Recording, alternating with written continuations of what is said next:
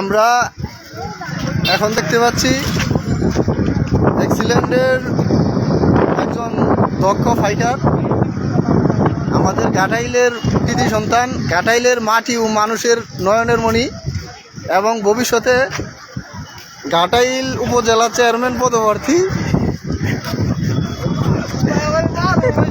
আপনারা সকলকে তার জন্য দোয়া করবেন এবং কি এই ব্রিটিশ ব্রিজে উনি আসছে পরিদর্শনের জন্য। আমি তার কাছে চলে যাচ্ছি যে উনি এই ব্রিটিশ ব্রিজ সম্পর্কে কিছু আমাদেরকে বলবেন ইনশাআল্লাহ। আসসালামু আলাইকুম।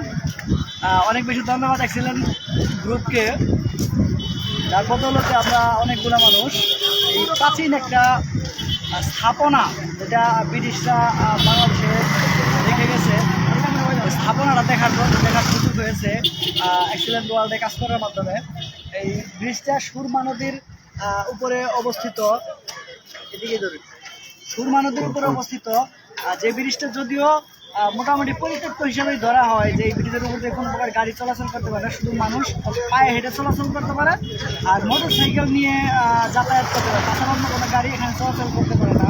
কিন্তু এই ব্রিজটা এখনও অনেক স্মৃতি নিয়ে খুব মজবুতভাবে দাঁড়ায় আছে।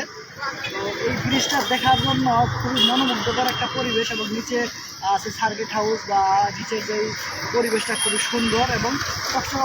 আমি সিলেট শহরটা ঘোরার পরে আমার কাছে যা মনে হইলো, সিলেট শহরটা বাংলাদেশের মোটামুটি ভালো একটা উন্নত অবস্থা এবং খুব পরিষ্কার একটা নগরী হিসাবে আছে। কারণ বাংলাদেশে অনেকগুলো শহর ঘুরে দেখছি, তার মধ্যে আমার সিলেট শহরটা মোটামুটি ভালো একটা সাজালো গোছালো অবস্থা মনে হয়েছে।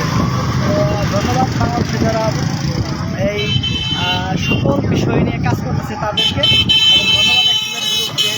ভবিষ্যতে আরও অনেক সুন্দর সুন্দর কিছু আমরা করবো এক্সিলেন্ট গ্রুপের মাধ্যমে, এবং অনেক অজানাকে আমরা জানবো।